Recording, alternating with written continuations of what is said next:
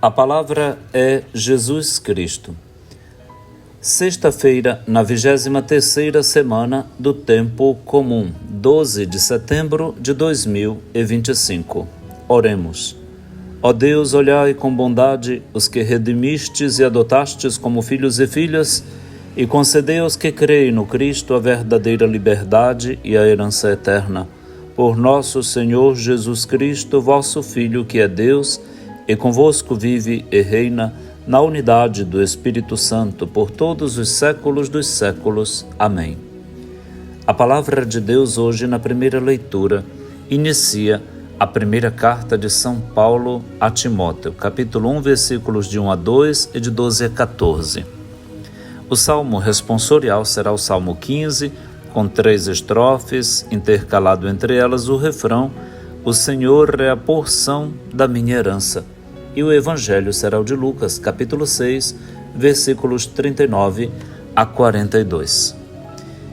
Em sua viagem à região da Ásia Menor, Paulo conheceu Timóteo.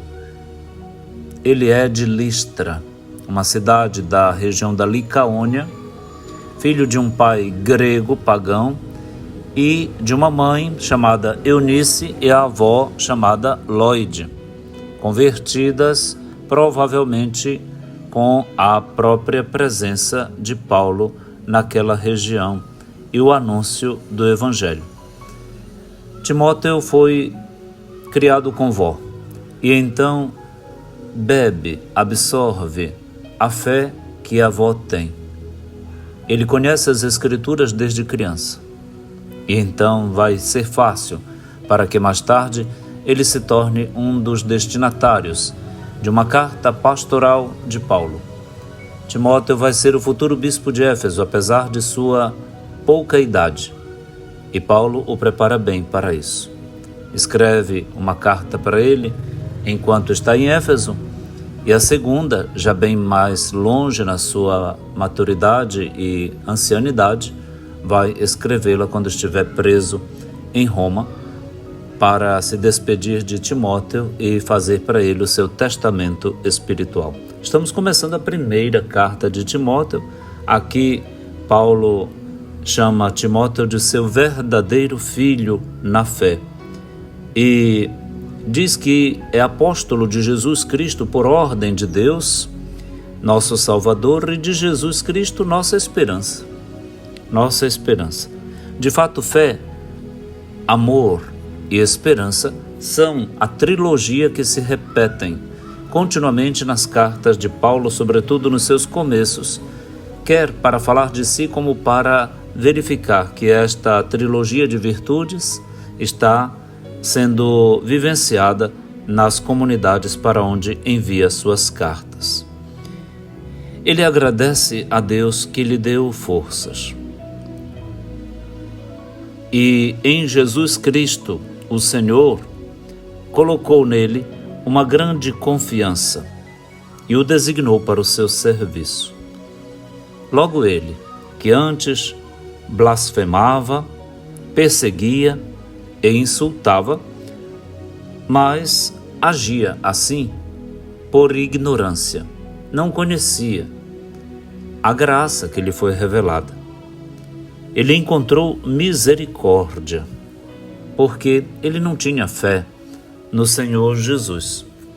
Foi necessário o tempo para que esta graça verdadeiramente transbordasse. E lá vem a palavra explosiva do início da carta de Paulo a Timóteo. Transbordou a graça de nosso Senhor com a fé e o amor que há em Cristo Jesus. Ou seja, Timóteo vai ser herdeiro ou destinatário de um transbordo de graça da vida deste grande apóstolo. Que graça encontrar alguém assim na vida da gente, não é? Esta tradição, esta transmissão do que se recebeu e se transmite é algo maravilhoso, que a comunidade cristã vai ter ciência, consciência e prática o tempo todo. O que foi recebido foi também transmitido. E Timóteo vai poder receber e transmitir para a sua futura comunidade a fé que testemunhou, vivida pelo grande, ninguém menos que o grande apóstolo Paulo. Então, vamos prosseguindo para acompanhar a leitura da primeira carta de Paulo a Timóteo. O Senhor é a porção da minha herança, diz o salmista hoje no Salmo 115, e diz que eu bendigo o Senhor que me aconselha, e até de noite me adverte o coração.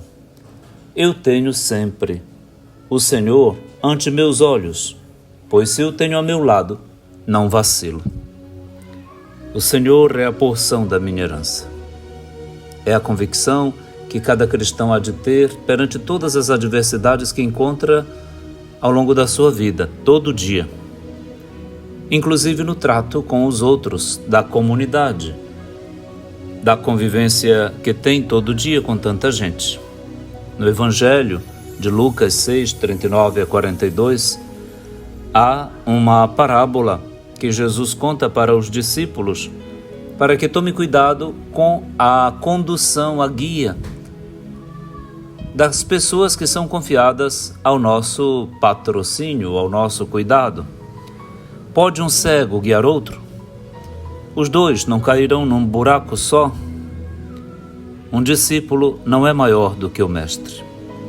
Mas todo discípulo bem formado será como o mestre. É possível crescer juntos, então. E o discipulado se dá também dentro da própria comunidade dos discípulos, como Timóteo é discípulo de Paulo, que era discípulo de Cristo Jesus. Nessa convivência discipular, de aprendizado, de discência e docência na comunidade, pode acontecer que uma pessoa se preocupe muito com os mínimos detalhes ou as pequenas limitações que o outro tem, sem até se dar conta das próprias, que talvez sejam maiores. Por isso que Jesus diz: por que tu vês o cisco? Cisco é uma coisa pequena, no olho do teu irmão, e não consegues perceber a trave é uma coisa grande, que há no teu próprio olho.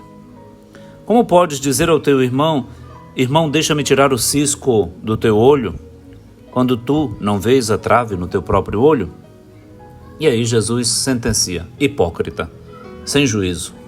Tira primeiro a trave do teu olho, e poderás então enxergar bem para tirar o cisco do olho do teu irmão. Palavras muito fortes, metáforas muito acertadas para dizer: enquanto nos preocupamos muito da vida alheia, a gente não vive a própria. Se a gente cuidasse mais da própria vida, não é? Não teria que se preocupar com as migalhas, que a gente nem consegue corrigir na vida dos outros, porque a nossa não está boa. Temos defeitos maiores que vemos nos outros.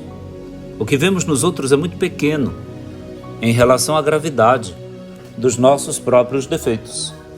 Portanto, aqui está um critério de convivência e de conserto moral da própria personalidade de cada um de nós, da minha e da sua, para que a gente deixe a vida alheia de mão, em paz, e se ajude, mas sem querer dar uma de mestre e de bonzão, quando, na verdade, todos sabem que o que vemos nos outros é muito pequeno em relação àquilo que todo mundo vê na gente.